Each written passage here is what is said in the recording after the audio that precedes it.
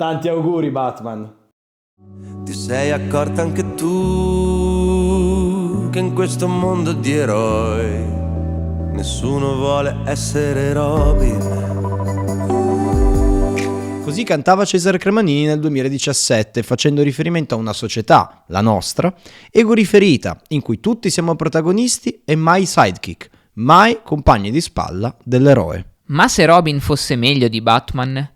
Se il primo Robin, Dick Grayson, nelle vesti di Nightwing e non, fosse superiore all'uomo pipistrello? O meglio ancora il suo più grande successo?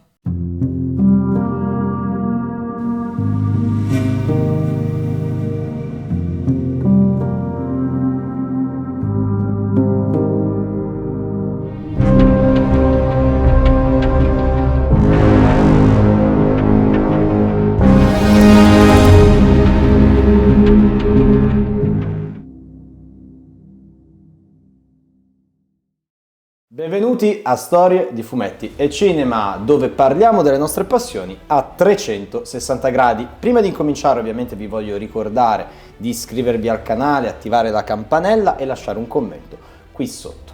Oggi festeggiamo il Batman Day. La nostra tradizione. La nostra tradizione, ovviamente la grande festa dedicata all'uomo pipistrello che vuole celebrare tanti decenni di storie su carta, di storie al cinema, di storie in televisione, animate e non, insomma tutto dedicato a Batman. Come abbiamo detto, per chi segue le nostre avventure, per chi è iscritto a questo canale da tempo, il Batman Day per noi è una tradizione, è il modo con cui vogliamo iniziare ogni nuova stagione. Abbiamo iniziato 2 anni fa con quella che era quella meravigliosa perla di Batman The Animated Series del 92, facendo 3 puntate in podcast in cui abbiamo parlato di come è cambiato nel corso del tempo l'uomo pipistrello. L'anno scorso siamo andati nel futuro, o meglio alla fine degli anni 90, ma comunque nel futuro, parlando di Batman Beyond o The Future per l'appunto. Quest'anno parleremo sì di Batman, ma in una versione un po' differente, diversa,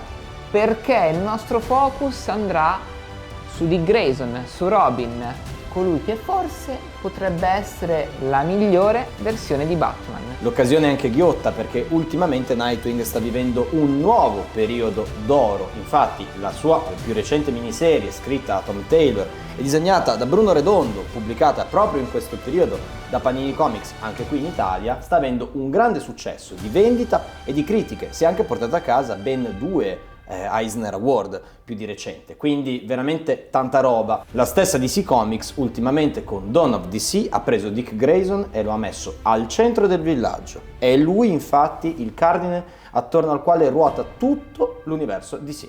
No, solo abbiamo rimesso la chiesa al centro del villaggio. Però, come facciamo sempre in tutte le nostre avventure, per capire anche questa volta perché Dick Grayson, perché Robin potrebbe essere il migliore tra tutti gli eroi o la migliore versione di Batman, dovremo ancora una volta prendere la macchina del tempo e andare a ritroso a studiare, approfondire questi oltre 80 anni di storie DC per vedere come è cambiata la sua figura e come è cambiata la persona nel tempo.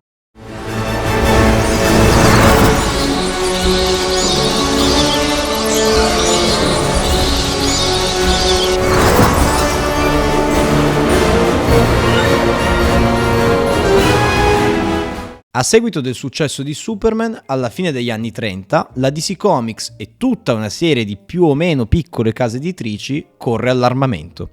Ognuno vuole il suo superumano, il suo eroe in calzamaglia. Nascono così in breve tempo Capitan America, la Torcia Umana, Capitan Marvel, Wonder Woman, il primo Flash e poi lui, il tetro vigilante pulp incappucciato. Batman. Il Batman della Golden Age è molto diverso da quello che conosciamo oggi. Quel Batman è violento, non esita a uccidere e persino a utilizzare armi da fuoco. È senza freni. La sua crociata contro il crimine, rappresentato dal primo nemico degli americani dell'epoca, gangster e mafiosi, è una logorante battaglia psicologica e fisica. Il sangue chiama sangue, i nemici di Batman sono agguerriti e Batman lo diventa sempre di più e non tardano ad apparire i primi super nemici. Per citare il finale di Batman Begins di Christopher Nolan: se avremo pistole semiautomatiche, loro compreranno le automatiche. Noi avremo giubbotti in Kevlar, loro proiettili che riforano. Continua. Poi ci sei tu, con la maschera.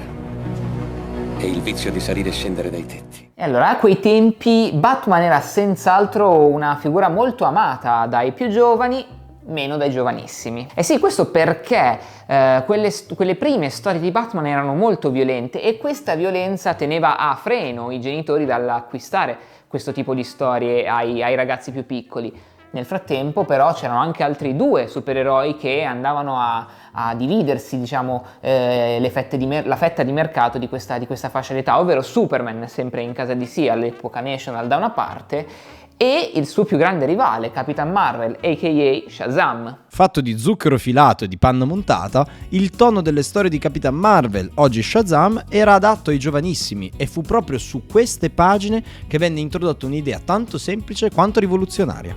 Facciamo dei nostri lettori gli eroi, facciamoli sognare di essere proprio loro i protagonisti delle vicende degli eroi. Ed ecco apparire la spalla. Vengono introdotti personaggi come Mary Marvel, la prima spalla femminile con superpoteri, e il piccolo ma coraggioso Captain Marvel Jr. A differenza di Billy Batson, la sua trasformazione non è fisica, non lo rende un omaccione forzuto con la mascella pronunciata, ma semplicemente super potente pur con il proprio aspetto mantenuto. E questa è un'intuizione grandiosa. Capitan Marvel Jr. supera in adorazione da parte dei suoi piccoli lettori lo stesso Shazam ed ispirerà il look e la vita del più grande di tutti, Elvis Presley, fervido lettore e collezionista delle storie a fumetti. Ok, ora vogliamo mostrarvi una cosa. Questa è la copertina del numero 37 di Detective Comics.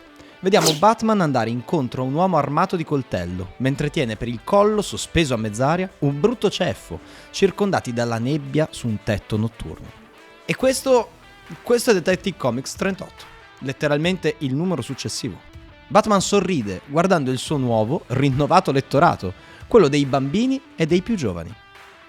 Un nuovo, sensazionale personaggio, recita il titolo. Scoprite insieme a noi Robin, il ragazzo meraviglia.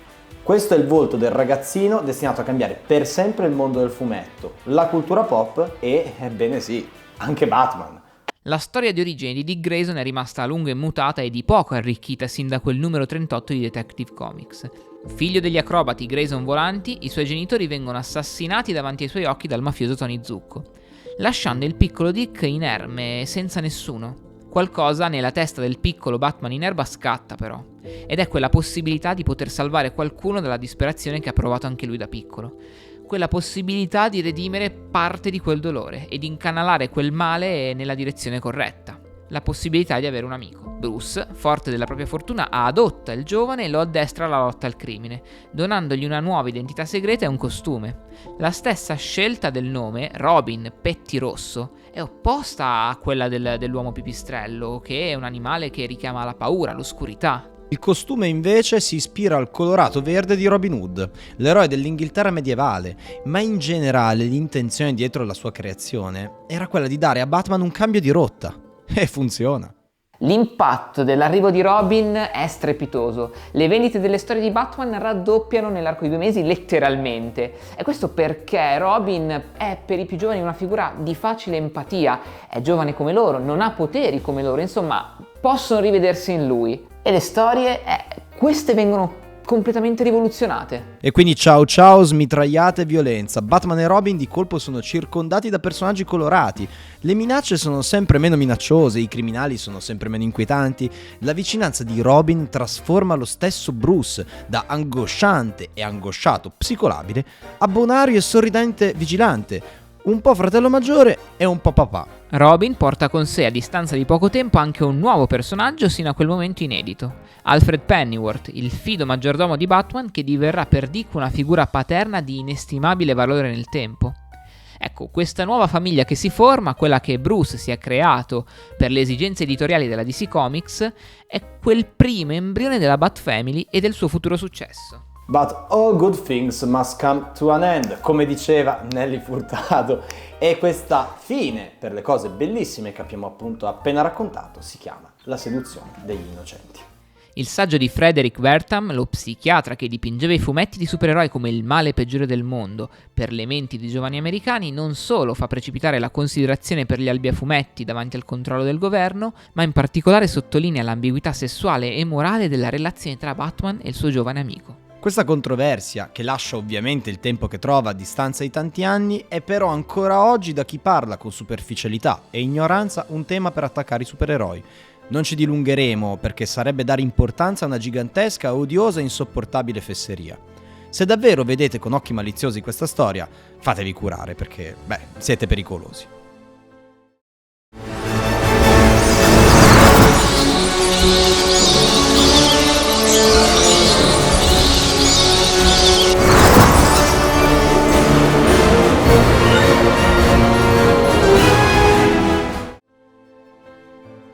L'uscita della seduzione degli innocenti porta a un vero e proprio stravolgimento nell'editoria generale a fumetti, tant'è che gli stessi appunto editori costituiscono un organo di autocensura, il Comic Code Authority, deciso ad autocensurare, a tutelare quelle che dovevano essere le storie, evitando problemi di natura etica, morale, sessuale e via dicendo. Addio quindi a botte e violenza, addio anche a temi più adulti. E infatti le storie diventano sempre più infantili, troppo infantili, facendo così perdere effettivamente interesse per quelli che sono i supereroi americani. Sì, perché nella migliore delle ipotesi i supereroi diventano solo dei pupazzoni colorati in grado di fare a botte e basta.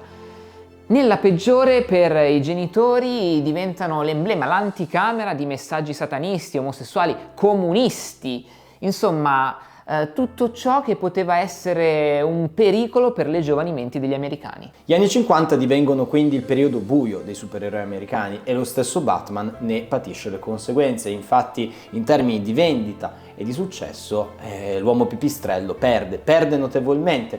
Ciò nonostante, il dinamico duo vive un nuovo, appunto rinnovato periodo di grande successo negli anni 60, grazie allo strepitosissimo successo della serie TV live action del 1966. Interpretato da Burt Ward, il Robin della serie televisiva si rende protagonista non solo degli sketch più comici e oggi a tratti imbarazzanti, ma anche del primo vero film del Crociato Incappucciato del 1966. Insomma, a distanza di più di una ventina d'anni, il ragazzo meraviglia è rimasto un ragazzino? E non è mai cresciuto? E non ha in qualche modo cambiato modo di agire e di pensare e di combattere il crimine?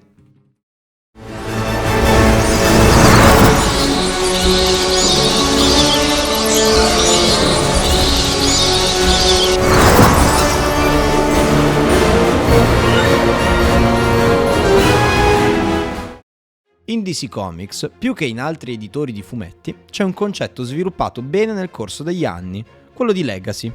In sostanza, gli eroi si passano il mantello di generazione in generazione. I sidekick diventano grandi e crescono e cambiano ruolo, spesso ereditando quello del proprio mentore.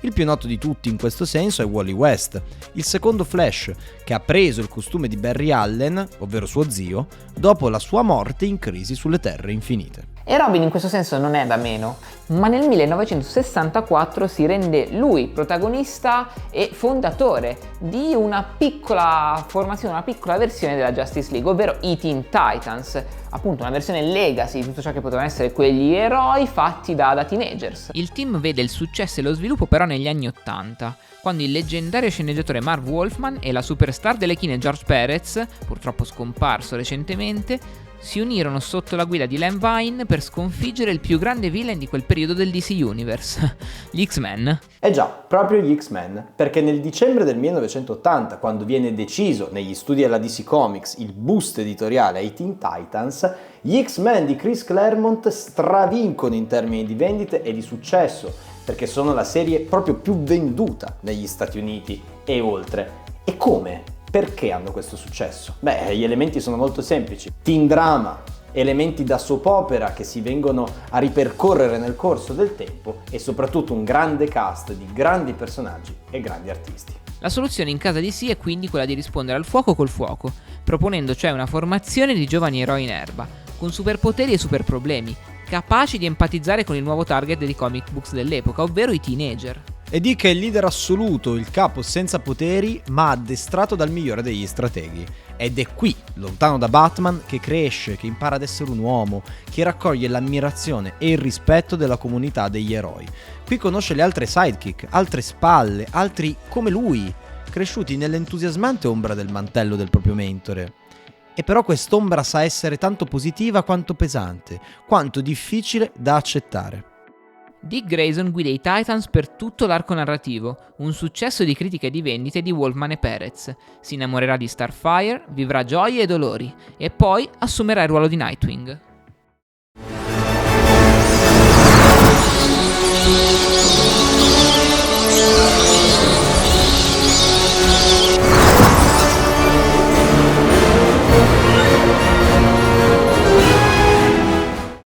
Nightwing, come d'altronde i Teen Titans o qualsiasi altro personaggio della DC Comics, ha una storia pre-crisi e una storia post-crisi. Quindi ciò che accade prima di Crisi sulle Terre Infinite, il grande reboot, e ciò che accade post-crisi sulle Terre Infinite. Ciò che magari non sapete è che il Nightwing pre-crisi viene da Krypton. Nella versione pre-crisi, infatti, è Superman ad assumere per primo l'identità di Nightwing, in una storia che lo vede protagonista senza poteri e senza abilità su Kandor, città kryptoniana, insieme a Jimmy Olsen. Nightwing è infatti il nome di un uccello tipico del mondo dell'azzurrone, e in questa storia vediamo Kal-El e Jimmy diventare in buona sostanza il dinamico duo di Krypton, con una Nightmobile e una Nightcaverna. Come raccontato in Nightwing Anno 1, Batman licenzia Robin perché è sempre più preoccupato per la salute e l'incolumità del ragazzo. Dick stava anche crescendo, acquisendo personalità e insomma servire e proteggere seguendo sempre solo gli ordini di Bruce, di papà, stava diventando impossibile. A Metropolis Dick incontra Superman, il quale accoglie il ragazzo e gli racconta della leggendaria figura di Nightwing, l'eroe dimenticato di Krypton di secoli e secoli prima, un uomo che era stato cacciato dalla sua famiglia e che combatteva il crimine come vigilante. Ed è qui che scatta la scintilla nella testa del primo ex Robin. Insomma, Nightwing è un figo, è quanto di più simile ci possa essere a Spider-Man più che a Batman in un certo senso. Guida i Teen Titans con pugno deciso, ma sempre con il sorriso. Affronta i criminali spesso irridendoli, prendendoli in giro, aggirandoli.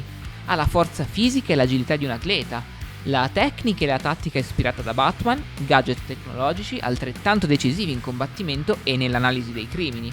Insomma, spacca. Ed è negli anni 90 che il suo personaggio brilla particolarmente grazie ad una storica run, quella di Chuck Dixon, sceneggiatore che rende il personaggio brillante, carismatico, donandogli anche una sua città da servire e proteggere, ovvero Bloodhaven, che è a pochi chilometri da Gotham. In questi anni inoltre si sedimenta quello che è il ruolo di leader di Dick Grayson all'interno della Bat Family, perché diventa anche una sorta di fratello maggiore per Tim Drake, il terzo Robin, espiando quindi parte dei propri doveri mancati durante il periodo di Jason Todd. Quando Jason indossò il ruolo di Robin, infatti, Dick era ancora acerbo, era ancora arrabbiato con Bruce per averlo licenziato, e quindi il rapporto non ebbe mai modo di decollare. Con Tim invece tutto fu diverso. In un certo senso Dick si sentì in colpa per il mancato supporto a Jason e, forte della sua maturità, decise di aiutare al suo meglio il piccolo Tim. DC Comics negli Stati Uniti ha recentemente ristampato in compendium, delle versioni meno esose degli omnibus, la run di Chuck Dixon degli anni 90. Quindi se volete dateci un occhio, non possiamo non consigliarvela. Altrimenti acchiappatevi Nightwing Anno 1, che narra proprio le origini del personaggio in questo periodo.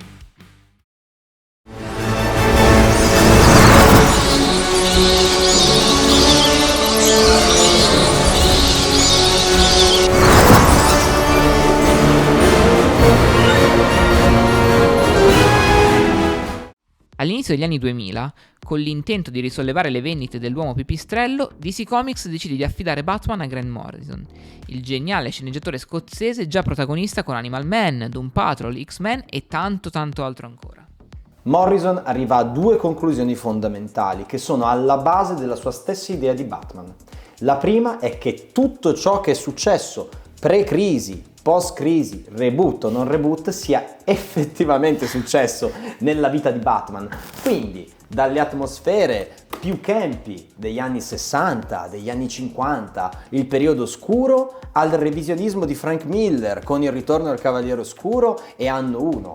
Dalle storie oscure e dark e violente della Golden Age a quello che è stato il periodo degli anni 70. Ecco, tutte queste cose nella vita di Batman sono successe. Ed è proprio per questo che il Batman di Grant Morrison è al limite della psicosi, al limite della follia, non riesce neppure più a riconoscere ciò che è successo veramente e ciò che non è successo davvero, ciò che è davvero se stesso e ciò che non è. È un Batman alla ricerca della sua identità. L'altra grande conclusione di tutto l'arco narrativo di Grant Morrison, che poi è il motivo per cui oggi stiamo facendo questo video, è che Robin, quindi Dick Grayson in particolare, rappresenta quella che è l'essenza finale e più intima di Batman, tutto ciò che è Bruce Wayne da un punto di vista umano, tutto ciò che è il suo eroismo, tutto ciò che sono i suoi ideali, i suoi valori sono rappresentati, incarnati nel migliore dei modi da Robin, da Dick Grayson.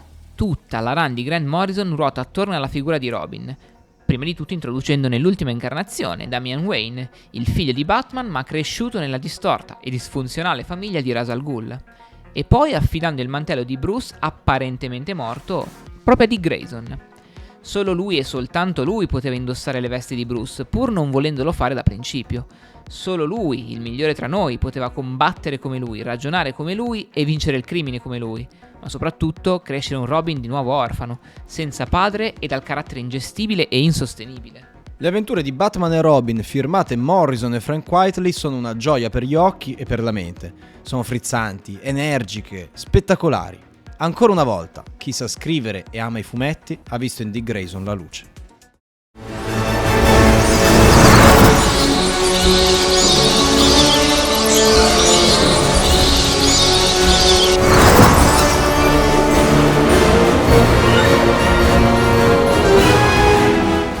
Con il ritorno di Bruce Wayne dal fondo del tempo e l'avvento dell'ennesimo reboot, quello dei New 52, Dick Grayson viene gestito in maniera altalenante, non per ultimo dallo sceneggiatore Tom King nella miniserie Grayson del 2014. Qui vediamo Dick abbandonare i panni di Nightwing per entrare a far parte della super agenzia di superspie Spiral, introdotta proprio da Morrison nel precedente ciclo di Batman, guidata dalla prima Batwoman Katie Kane. Con il Desir Rebirth, un ritorno allo status quo successivo al New 52, Dick ha perso la memoria dopo un incontro quasi fatale con KG Beast. Ha assunto l'identità di Rick Grayson e insomma poi gli sono capitate altre amenità del genere. E quindi stanchissimi di veder capitare sciagure al povero Dick Grayson, i fan hanno invocato giustizia per Nightwing, i fan hanno invocato giustizia per quel Robin che proprio, come nella canzone di Cremonini, nessuno vuole essere mai, però in qualche modo ha tanto da dire e ha tanto da dare. Ed è esattamente quello che il ciclo che trovate ora in fumetteria, pubblicato da Panini Comics di Tom Taylor e Bruno Redondo, vuole raccontare. Un grande racconto che possa dare giustizia a un faro nel mondo dei comics, che è stato capace di cambiare per sempre la cultura pop, prima come spalla di Batman, poi come leader dei Teen Titans, su carta e in televisione, poi come Batman e ancora semplicemente, unicamente Nightwing, unicamente Dick Grayson. E dunque, in conclusione, perché, come dicevamo, Dick Grayson è la migliore versione possibile di Batman? Perché potrebbe essere il migliore tra tutti noi?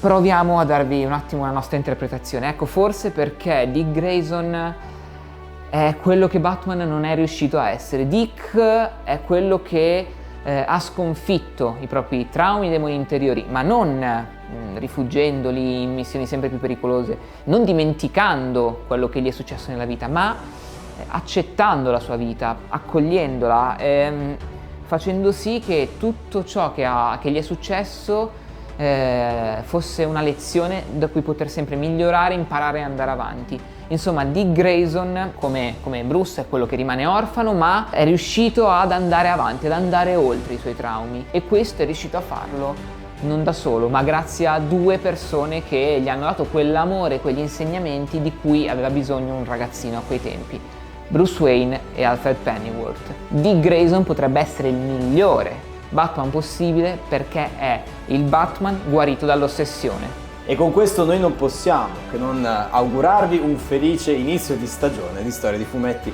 e Cinema. Ovviamente, se questo video vi è piaciuto, vi invitiamo ad iscrivervi al canale, lasciare un commento, lasciarci un like, attivare la campanella e seguirci su tutti i nostri social. Quindi, alla prossima!